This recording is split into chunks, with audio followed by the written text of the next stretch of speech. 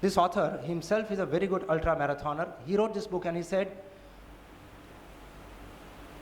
there is only one mantra about ultra-marathon. When others stop, you continue. If you want to be a good lawyer, if you want to be a very good lawyer, there is only one small mantra. When others stop, you continue. Thank you very much.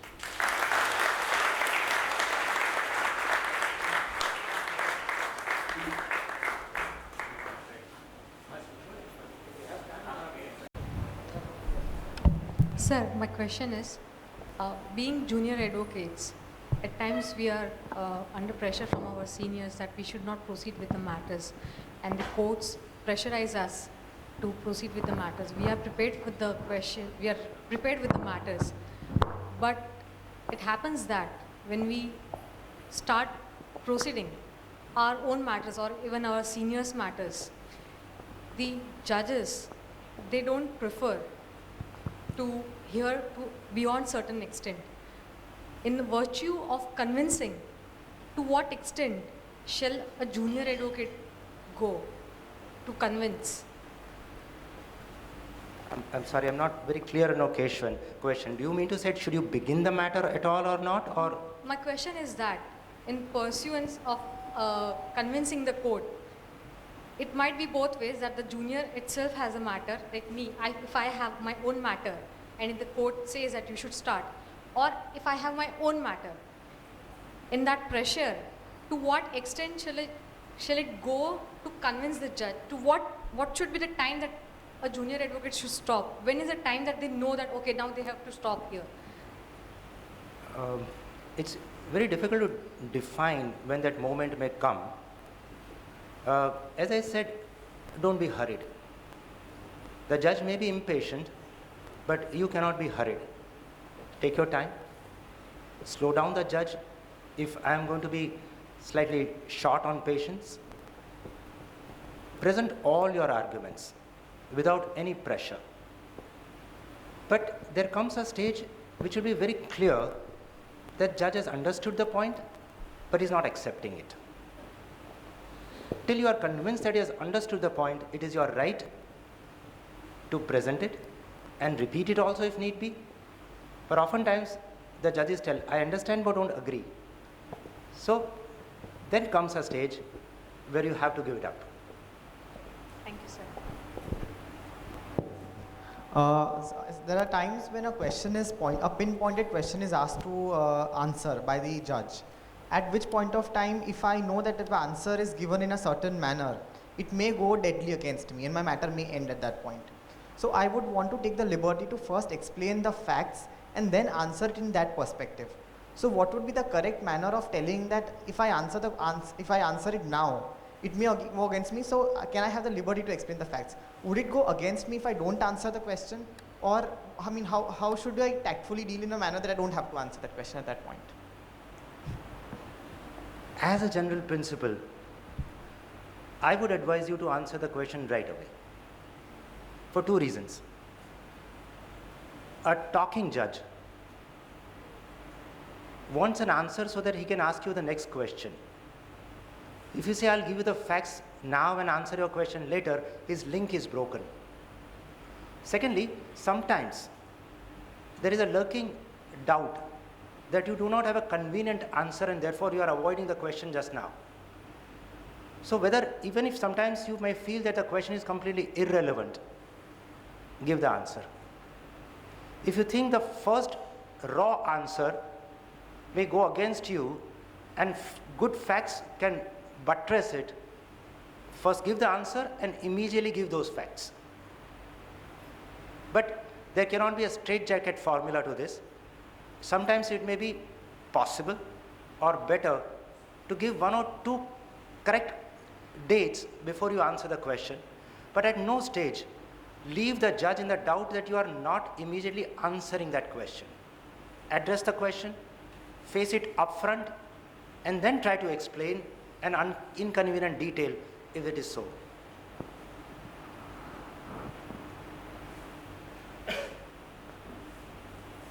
Of like keep it tight, keep it short, concise, precise. So I was wondering that, is innovation really acceptable in terms of keeping it short, concise, in terms of, let's say that there's a set pattern which we are following in terms of drafting is concerned. So what happens is we keep making it verbatim and repetitive. So how do we evolve a method of making it more concise, in the sense that, let's say that we are drafting a particular matter, and then we come across something that, I might think that I can shorten this up. So I add to it, and how would be the corresponding, like there would be a response to it, that whether that would be appreciated, innovation would be appreciated in drafting. That's basically the shortest form of question. You see, precise drafting is always appreciated. Extremely verbose drafts are never appreciated. But what should be the correct length of a given draft, only facts can decide. My suggestion only is that cut out the repetitions and unnecessary details. Once you prepare a draft and read it once or twice, I am told Justice Bhagwati used to redraft his judgments, more important judgments, at least 20 to 20 times. His classics have been written and rewritten at least 20 times. We may not have the luxury of doing that, but second or third draft you will realize how much you have said unnecessary or repeated. Cut that out and your draft will be far more readable.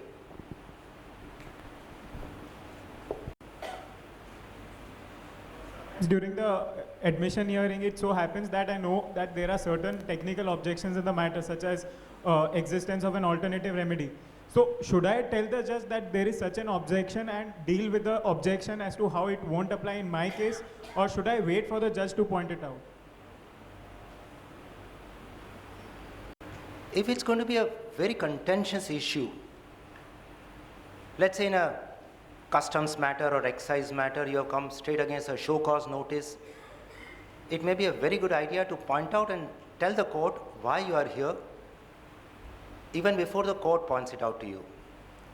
But my suggestion when I said meet with the adverse points is what your opponent is likely to raise. But depending on matter to matter, you are right. Even a technical objection sometimes may be worth its while to raise yourself and kill it long before the opponent gathers momentum on that. Many times what happen that there is some matter which is a impact on society level. We take confidence of our senior, we say that we go with the matter, and I'm sure that we get good result, but it's then we realize during the course of proceeding that the honorable judge is not with us, and that time if you want to take adjournment and on the ground of a senior, no doubt it seems to be very difficult also, because the matter started and in mid of the way advocates seek adjournment on the ground of a senior advocate. Now how would we tackle such situation when there is an impact on the society level or there is a big issue involved in the matter? Voluntarily. You must be prepared to finish it and even take an adverse result.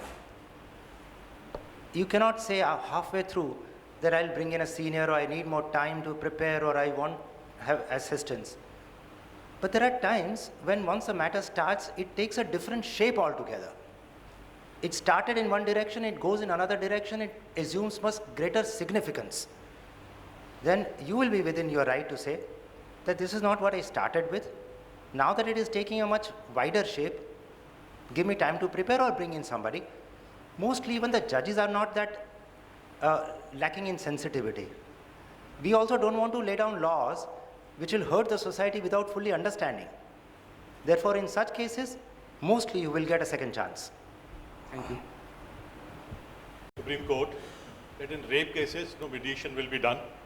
They have issued the instructions to all junior courts also. My question is pertaining to the bride burning cases. In this, we are now advocating that we should go in for mediation. Don't you think it is a little unethical to leave such people, those who have done this, those who have perpetuated this crime, we are asking them to mediate because of the society's pressure, probably they are bending and they are going in for mediation. What is your take on this, sir? Yes, particularly when a matter of this nature might come before me on judicial side. I would therefore reserve my comments. experience of law, Mahatma Gandhi. I had learned the true practice of law. I had learned to find out the better side of human nature and to enter men's hearts. I realized that the true function of a lawyer was to unite parties driven agenda. The lesson was so indelibly burned unto me that the large part of my time during the 20 years of my practice as a lawyer was occupied in bringing about private compromises of hundreds of cases. I lost nothing thereby, not even money, certainly not my soul. This was Mahatma Gandhi. The next address is by a man who appears to be very humble, but is nonetheless a tall figure, at least to me.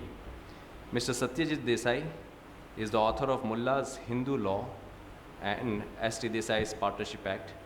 He was also the chairperson of the draft legislation of the central government of the Hindu law, on which the amendment of 2005 was introduced.